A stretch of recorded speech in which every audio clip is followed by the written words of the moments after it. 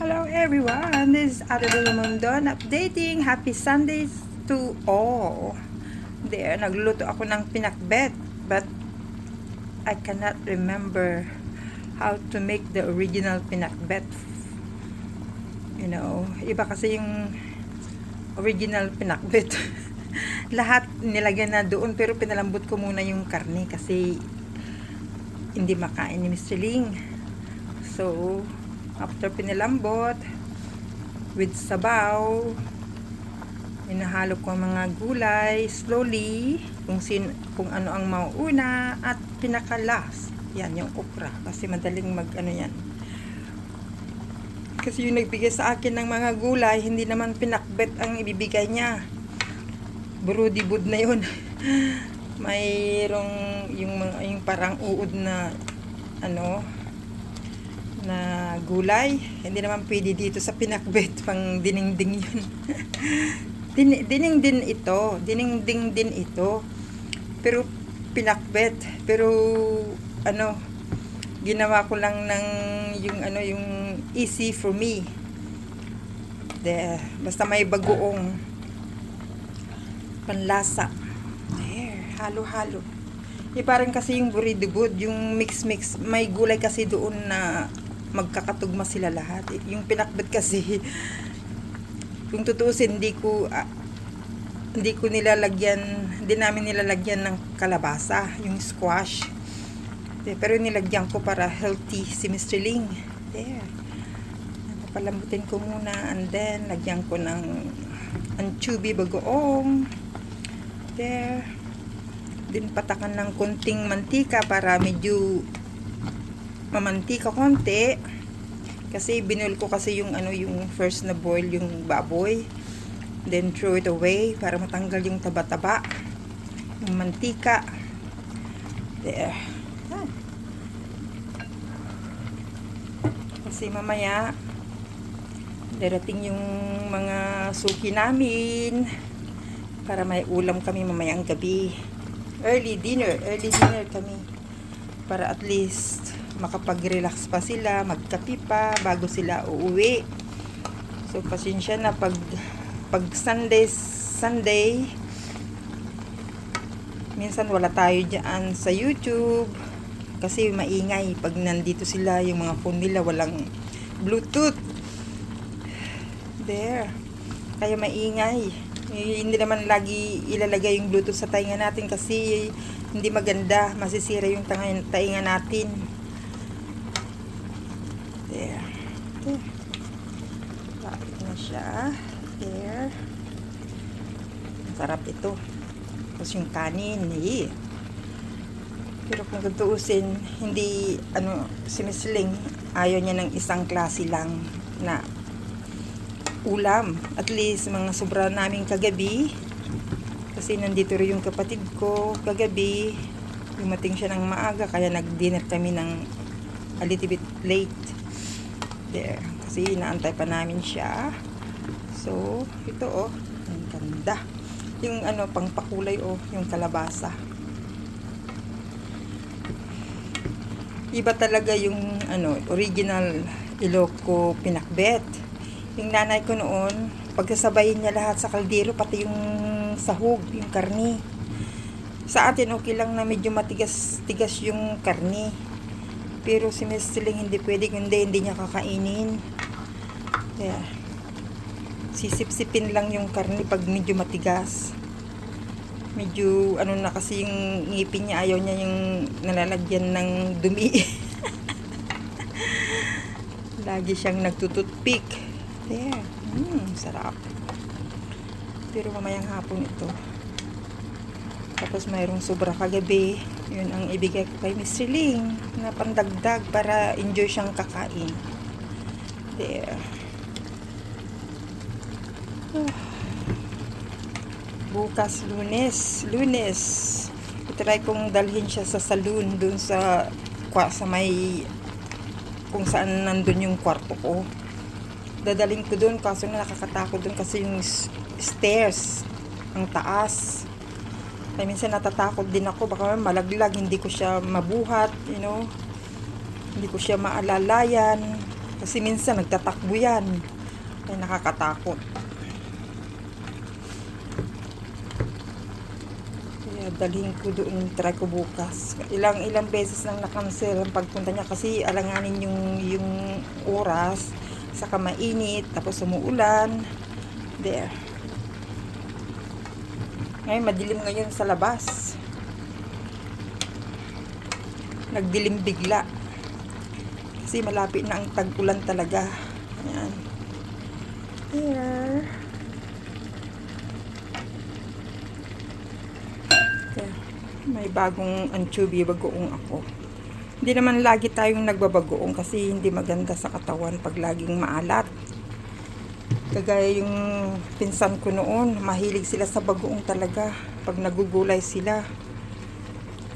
Nagkasakit siya ng ang dami niyang yung sa kidney stone, ang daming kinanggal. Oh my God, buti nabuhay siya. Nagkataon na nasa San Fernando, La Union siya noon kasi doon sila nakatira. Saka mapera na ngayon.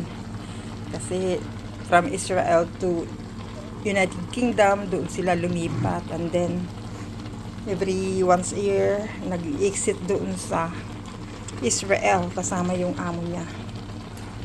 Mayaman niya ngayon, ang laki yung bahay niya, up and down na malaki, and then may sasakyan sila, may driver na. Pag dito siya naglagi sa Hong Kong, hindi ano yun hindi mangyayari yun. Pero maswerte talaga. Siyempre, may nakuha silang pera from sa father kasi dating sundalo ng Amerika. There. Kaya at least malaking tulong yun sa kanilang pinagkati-hatian ng mga magkakapatid. There. Tapos namatay yung kanyang kuya, nagkaroon ng kidney. Kidney ba yun? Oo. Hindi niya nakayanan yung yung therapy, yung niya,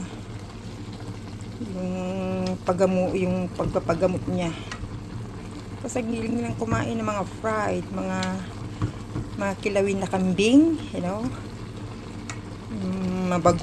may bagoong na ulam, ayun. Yeah. Sa atin naman paminsan-minsan lang yung bagoong. Hindi naman pwede lagi kasi hindi maganda sa kidney. Magkakaroon tayo ng bato. Stone of kidney. There. There. Sarap.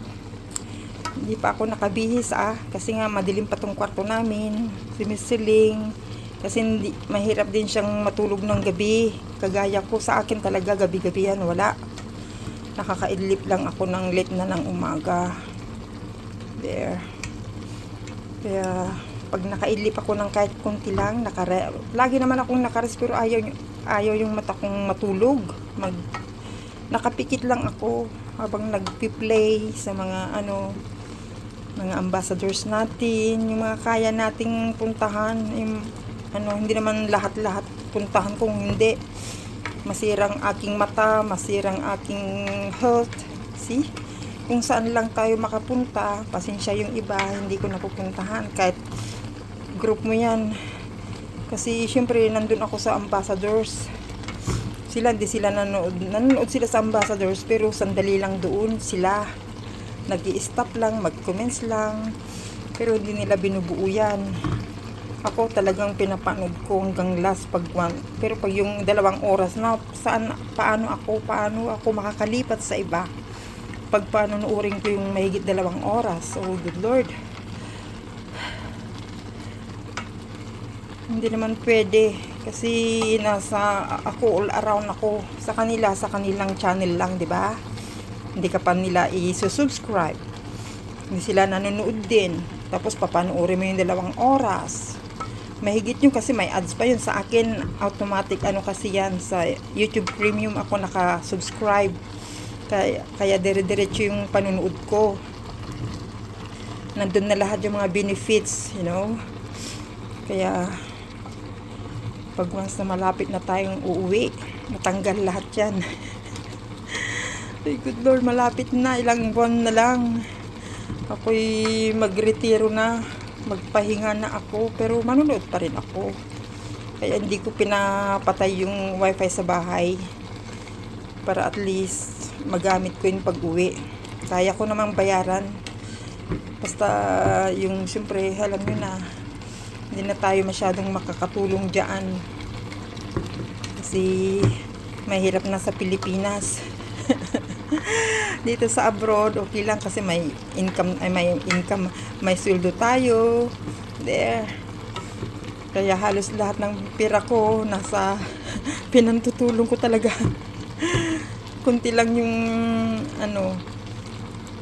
yung sa Google, sabihin mo nilang na nakasit aside yun from Miss Ling, hindi na yung Google. Doon ko kinukuha na kay Miss Ling. See? Hanggang malaki din dun, halos pareho sila kay Kuya Bal ang pinapadala ko sa bahay. Kaya mas malaki si Kuya Bal. Pag may pipagawa sa bahay, halos ay pareho sila pinapadala ko. Pag walang ipapagawa, mas mataas kay Kuya Bal. There. Kasi marami akong tinutulungan kay Kuya Bal. Kasi hindi lang, buti kaya natanggal yung landing pads para magamit lahat doon sa mga project. Pareho din yun, landing pads saka yung ka sa project. Yun na rin yun. Kaya okay lang na mawala ako sa plans ng landing pads. Para very free si Kuya Bal na gamitin yung ating pinapadala. Yeah, kasi private sponsor kasi ako ni Kuya Bal. There. Pero panlahatan naman ako. Also to Boom Radio ni Kuya Bal. There. Malaki din binabayaran ko doon sa sa Google. Kasi ngayon may street tag kay Kuya Bal kasi marami siyang tinutulungan talaga. There. Siyempre, kasama na dyan lahat ng mga pabahay ni Kuya Bal. Yan, pandagdag niya. Pantulong sa mga ambassadors. There. Ay, malapit na siya. So, dapat takpan ko to. Pag takpan ko to, mag-yellow na siya. Eh, lagyan ko siya ng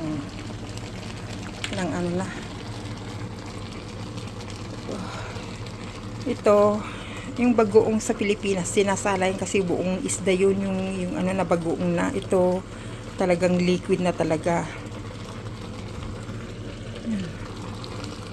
Lagyan ko ng bagoong kasi ito ang pampasarap. Okay. Huwag masyado kasi maalat.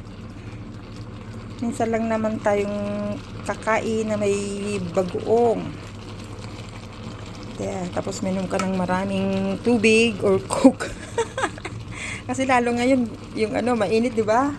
Kailangan natin ng coke. There. Tapos lagyan ng kunting mantika para naman manamit. Kagaya sa Bicol. Kunting mantika para masarap ihalo sa kanin. There. Kasi nalinis na kasi yung baboy, yung pork. Tinanggal natin yung first boil para malinis. Yeah. Sarap nito. Sige na mga team Kalingap. Medyo lumampas na ng 10 minutes yun sa akin. Alam mo yun, pag nag-live ako, ang hirap kong after one day or hapon ako mag-live, kinabukasan na ma-upload yun, tapos wala yung mga nagko-comments doon. Ang hirap kong mag-upload kasi nga puno yung messenger natin, yung mga nag-share ng mga videos. Tapos pag may mag-friend sa'yo, tapos magpupus lahat ng mga video niyang papanuorin ko, hindi naman pwede yun. Oh my goodness. Kaya minsan nagbubura ako, pasensya kayo pag nagbubura ako kasi ang tagal kong yung live up, yung upload ko. Ang tagal-tagal. Kahit na may wifi, ang tagal. Kasi nga yung data natin puno na. Kaya nagbubura ako. Kaya pag once na winala ko yung sa messenger nyo, except kay Kuya Bal group chat, hindi ko binubura yun. Siyempre doon marami nang nag-share doon ng mga videos. 'Di ba? Kaya ang hirap kong mag-upload talaga. There. Kaya pasensya na kayo. At least nanonood ako. Yung namamasyal talaga ako. Kahit hindi nyo i-share sa messenger ko. Nanonood naman ako. Inuuna ko lang si Kuya Bal. Saka, syempre, andyan sila Kalinga Prab din. Sinisingit ko sila Ate Edna. Sinisingit ko yung panuurin. Pag natapos ako sa mga ambassadors, hindi lahat napapanood ko. At least nagbibisita ako. Kay nagpi-play ako talaga. Yeah. Pag wala yung data ko, pag tinanggal ko yung YouTube Premium ko, wala na, hindi magkasya yung data ko talaga. Kaya malapit na, oh my god. Malapit na akong magputol-putol. Pagtanggal ng aking kasi nga, ewan ko lang sa Pilipinas, kahit na may wifi ka nga, yung data mo punong-puno na, kaya talagang magbawas. Si Tita Lucia nga nagbawas doon sa mga in-upload niya, yun, nabawas ng kanyang viewers ng watch hour. Kasi doon siya nagtanggal. Dapat sa messenger, yung mga nag-share sa'yo, kasi kasama lahat yun doon sa pag nag-cleaning ka. Kasama yun, yung messenger. Kaya yung iba, hindi ko ina-accept kasi pupunuin yung messenger ko. Hindi ako makapag-upload. Kaya pasensya kayo, ibig sabihin kung hindi ako nakakadaan sa inyo, ibig sabihin hindi ko pa kayo maharap panuurin. Kasi pero dumadaan din naman ako, hindi lang naman everyday na ilang beses, ilang oras, di ba? Kaya dadaan din ako. Nagpaparamdam din ako. Hindi yung lahat ng nyo papanuurin ko. Syempre sa akin, most especially kay Kuya Bal ako. There. Saka si Kalinga Prab, dahil dumami ang mga partners natin, ayun, hindi na magkasya yung oras ko talaga. Yeah. Tingnan mo, si Joey the Great, noon, kami lang yan noon, wala pa yung mga ambassadors. There, lagi ako nandyan, nanonood sa kanila, sila Nathan Cute Vlog, shout out dyan. Lagi ako sa kanila dati, kasi nga, hindi pa lahat, wala pa mga ambassadors, wala pa yan. There. Ngayon, dumami na. Alam nga, paano na yung health ko na manonood lagi. Hindi na nga ako nakakatulog. Tapos nagpi-play ako hanggang alas 4. Yung update na, wala na. Alangan na gising pa ako noon na nanonood pa. Di ako mamamatay na. There. Kaya nagre-replay na lang ako pag ako'y okay na ng umaga. At least nakaidlip ako ng konti. Happy na ako doon. Kasi yung hirap talaga ng may sakit, no? Kahit na nagamot na tayo, marami pa ring side effects yung dahil yung gamot nandun sa katawan. Habang buhay na daw yan yung pakiramdam natin na ganyan. Pero doon ako natatakot, yung paa ko talaga, namamanhid talaga, tapos pumunta sa mga daliri ng kamay ko. See? Nung isang gabi, isang gabi, pag nakaidlip ako, pagising ko yung ito parang na-frozen yung ugat dito sa may gitna. Na-frozen talaga, ang sakit. Minasahe ko dahan-dahan para mag-circulate yung dugo niya. There, see? I'm suffering, but bahala na pag mangyari sa akin, pag oras na natin, ganun, wala tayong magagawa, di ba? There. Kaya hindi ko itong panonood ko na ang tagal-tagal dito sa YouTube. Pag yung mainit na yung mukha natin, kasi nakakasira din yung screen sa mata natin. Minsan malabo yung mata ko kasi nga laging nanonood. Kaya ganyan. Kaya ingat din tayo pag tayo ay busy sa pag-YouTube. Huwag kayong maghilamos ng tubig. Bumili na lang kayo ng Iskinol o kaya yung tuwalya, basahin nyo, lagyan nyo ng konting alcohol, yun ang pamunas ng mukha nyo. Hindi nyo huhugasan ng tubig kasi nakakasira sa mata yan. Kasi naranasan ko yan, nung nagluluto ako ng marami kaming bisita noon, Mr. Ling, yung mga taga-simbahan. Ang dami kong niluluto noon, tapos naghilamos ako, ayun na. Ang hapdi-hapdi na.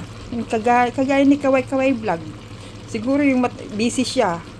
O kaya busy nagluluto, tapos naghilamos dahil nga mainit, ayun, talagang mahapdi. Noon nga, hindi ko na makita yung numbers ng, yung mag-ano ka ng card, mag-upload, ano yun, bibili ka ng SIM card, ay ng card, tapos ano mo yung number niya. Halos hindi ko na makita yung kaya. Siyempre, hindi naman tayo magkakaroon ng salamin na basta-basta lang. Siyempre, magpa-doktor ka muna. There. Si mga doktor, hindi nila alam yan. Yung naghihilamos ka bigla. Pag busy ka, nagluluto.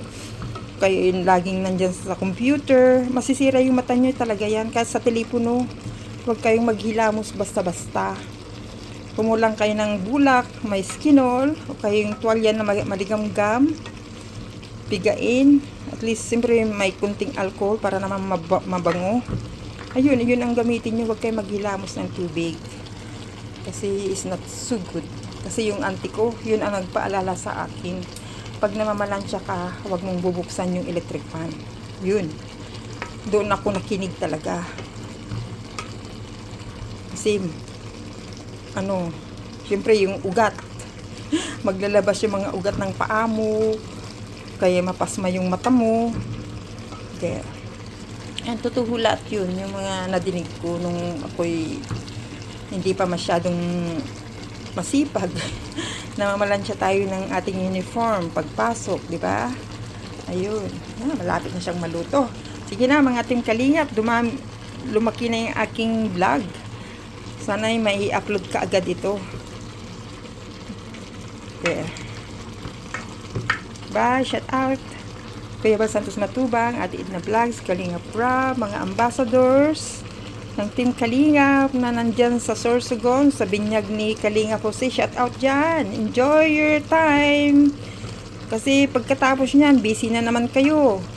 Yun. Kita ko kagabi nakausap ko yung papa ni Krista. Kasi nandun sila sa bahay ni Ambassadors Kalingap Jose. Yun. Shout out sila ng shout out. I love you ng I love you kay Ate Dol. Kasi nagpalipad ako ng konti doon. There.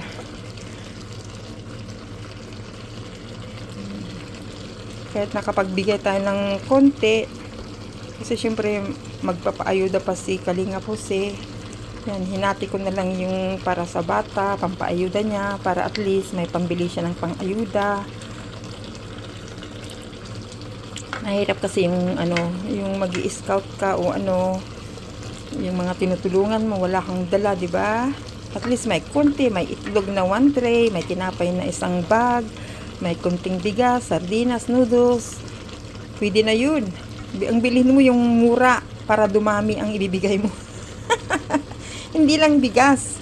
So, magbigay ka lang ng konti-konting bigas, tapos bumili ka ng sardinas, noodles, tinapay, itlog. Yun ang importante. Kaya bili ka ng toyo, suka, para may pangluto sila, mantika, yun ang importante pag yung walang-walaing pamilya. Ay, ang sarap ng lasa nyo, oh my God, ang sarap ilabay sa kanin. Paglagyan mo ng kunting mantika, mas maganda. There.